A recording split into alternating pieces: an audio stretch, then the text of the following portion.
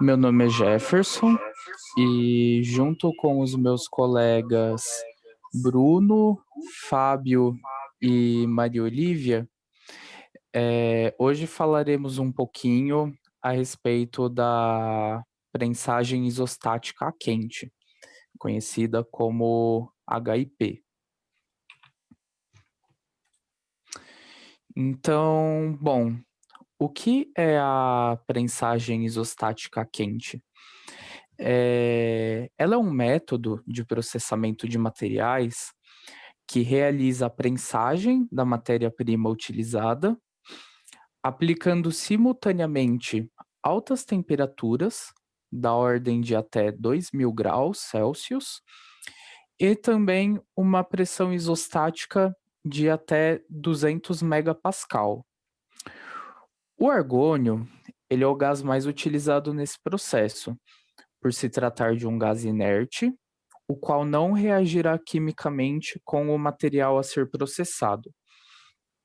Este processo, ele é utilizado para reduzir a porosidade em metais e também para aumentar a densidade de materiais cerâmicos à base de pós, podendo ser aplicado para sinterização de peças cerâmicas à base de pó, eliminação de defeitos internos de peças fundidas, regeneração de peças danificadas por fadiga, criação de materiais compósitos à base de cerâmica e etc., melhorando as propriedades mecânicas dos materiais criados utilizando este processo. Suas vantagens incluem melhor estabilidade do material final, a possibilidade de criação de grandes componentes e também em formatos complexos, podendo ser utilizado em diversas aplicações, como na aviação, por meio da fabricação de diversas peças das aeronaves, onde essas peças elas têm formatos complexos, né?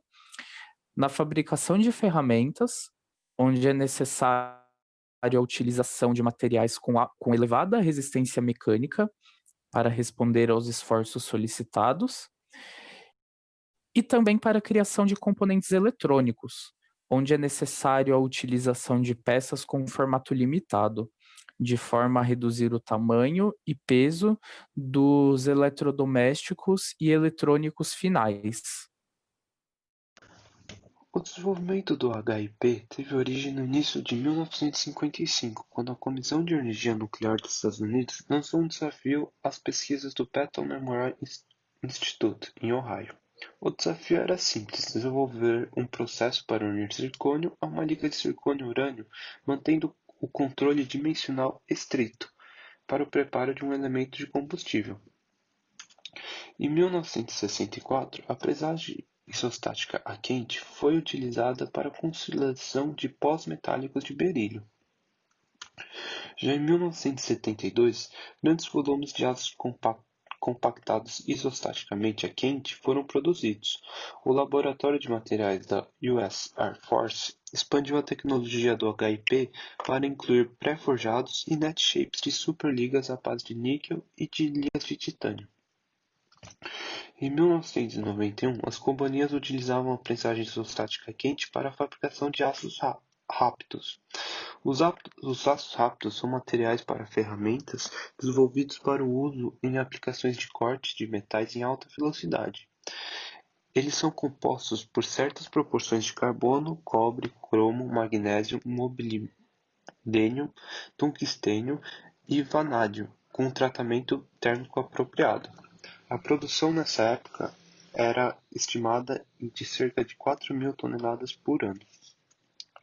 Nos anos 2000, houve 4 aplicações utilizadas do HIP.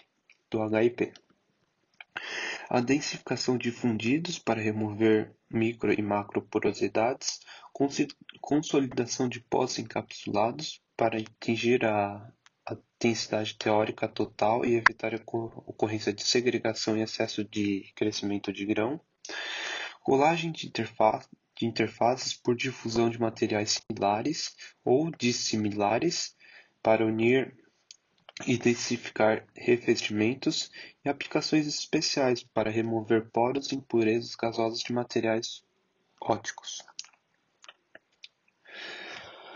Uma aplicação especial do processo de compactação isostática quente é a produção de aços decorados, ou também chamados de aço de damasco, utilizado na fabricação de utensílios de cortes e joias. As estampas observadas nesses aços são obtidas pelo processamento de dois pós de diferentes tipos de aço inox depositados em camadas alternadas dentro de uma cápsula metálica. Após a compactação isostática quente, é submetido a operações mecânicas de torção, fresamento e laminação. Então, nas condições de pressão e temperatura utilizadas pela prensagem isostática quente, o uso da alta pressão ele vai servir para a conformação do material, também para mudanças de propriedades físicas, como, por exemplo, uma mudança de fase, ou para conduzir reações químicas.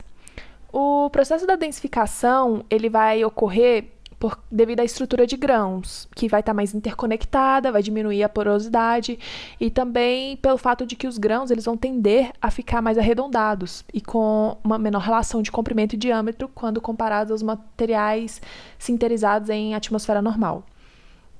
O processo da densificação durante a prensagem isostática quente ele pode se dar por mecanismos como o escoamento plástico, a fluência pela lei de energia e a difusão. Também uma outra coisa é que é preciso salientar que a dureza vai se relacionar com a densidade, sendo por esse motivo que os materiais produzidos por esse processo de prensagem hidrostática quente, eles vão possuir maior dureza. Por outro lado, também ao introduzir tensões térmicas ou tornar os grãos mais arredondados, porque a forma dos grãos que determina a reorientação do plano da trinca vai ter a diminuição da tenacidade à fratura. Então, esse processo ele pode se dividir em métodos sem cápsula ou com cápsula. O método sem cápsula ele vai ser utilizado em peças que possuem porosidade por gás aprisionado, ou seja, onde os poros eles não estão em contato com a superfície. Então, eles podem ser comprimidos e eliminados pelo tratamento, então aumentando sua densidade.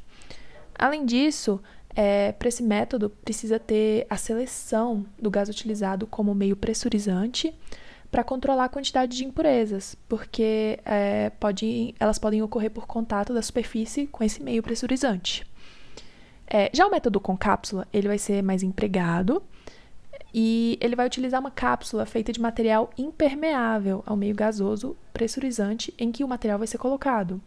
Então, depois vai ser desgaseificado e selado. Esse método ele é bem versátil, podendo ter aplicações que vão desde produção de compostos, impregnação de materiais porosos com substâncias fundidas, a densificação de pós de baixa sinterabilidade, entre outras aplicações. Falando um pouco sobre as etapas do processo de prensagem isostática quente, temos algumas imagens das máquinas utilizadas nesse processo. Inicialmente, na imagem à esquerda, na região superior, podemos ver que o material ele é preparado na forma de pó, ou seja, nesse processo é feita a pulverização ou atomização do material para que se obtenham grãos de formas esféricas e regulares. Além disso, esse material pode ser refinado para que possa ser submetido a um molde e iniciar o processo de prensagem. Na imagem abaixo, podemos ver como é a estrutura de uma máquina de prensagem isostática quente. Então, temos uma região em que é submetido o material envolto de placas de aquecimento e uma entrada na região superior para que o gás inerte ocupe o restante do ambiente sem que o material reaja e acabe sendo degradado. Na imagem à direita temos uma máquina com maior detalhes. Então podemos observar que além da câmara de aquecimento, temos uma região que tem um sistema de refrigeração, temos uma bomba de compressão, uma bomba a vácuo, temos um termopar, para que o controle do ambiente interno dessa câmara seja feito de forma mais eficiente. E falando um pouco sobre as vantagens e desvantagens da prensagem isostática quente, podemos obter um material com uma maior densidade, contribuindo com as propriedades mecânicas comparado a outras formas de prensagem. Essas outras formas de prensagem podemos ver com uma representação na imagem à esquerda, em que os grãos apresentam maior espaçamento entre eles, enquanto que na prensagem isostática quente temos um menor espaçamento entre os grãos, favorecendo essas propriedades mecânicas.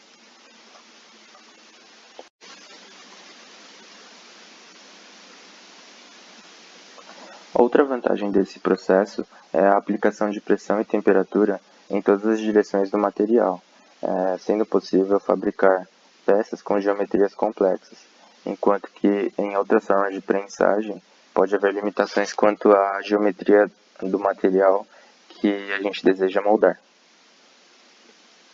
Porém, esse processo tem como desvantagem o uso de gases inertes, o que pode influenciar no custo do processo de produção e manutenção da máquina.